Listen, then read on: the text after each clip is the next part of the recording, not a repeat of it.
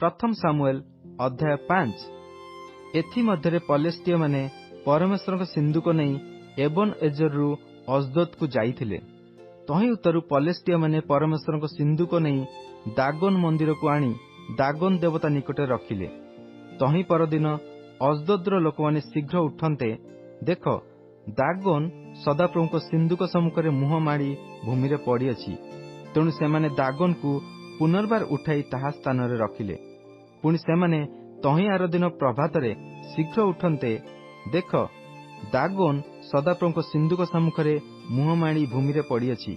पुणी दागोन रो मुंड ओ हातर दुई पापुली कटा होई द्वारबंध उपरे पड़ी अछि, केवल ताहार मस्त्याकार बाकी रही अछि। एतु दागोन रो जाजक माने अबा जेउ माने दागोन मंदिर को आसंती सेमानक मध्यरु केही आजि पर्यंत अजदोद स्थित दागोन रो द्वारबंध माडंती नाही। मात्र अजदोदीय लोकमानक उपरे सदाप्रभुक हस्त भारी हेला ओ से अजदोद को ओ तही सीमा स्थित लोकमानकु अर्श रोगरे आघात करी संहार कले। तहु अजदोदीय लोकमाने ताहा देखि कहिले, इस्राएल रो परमेश्वरक सिंधुक आम्हानक निकट रहिब नाही, कारण आम्हानक उपरे ओ आम्हानक देवता दागोन उपरे ताहांकर हस्त निष्ठुर होइअछि। एणु सेमाने लोक पठाई पलेस्टीय मानक समस्त अधिपति की आपणा मानक निकटरे एकत्र करी कहिले, इस्राएल रो परमेश्वरक सिंधुक विषय रे आम्हाने कौन करिबा? तरे सेमाने उत्तर कले, इस्राएल रो परमेश्वरक सिंधुक गात को निया जाऊ। तहु सेमाने सेठाकू इस्राएल रो परमेश्वरक सिंधुक नहीं गले।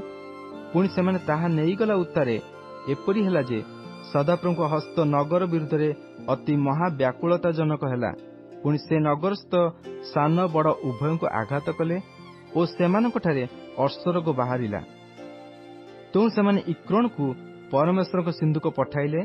तहरे परमेश्वरक सिंधुक इक्रोन रे उपस्थित हुअन्ते इक्रोनिय माने क्रंदन करी कहिले, आंभ मानकु ओ आंभमानक लोकमानकु बद्ध करिया पई सेमाने इस्राएल रो परमेश्वरक सिंधुक आंभमानक निकट को आनी अछंती।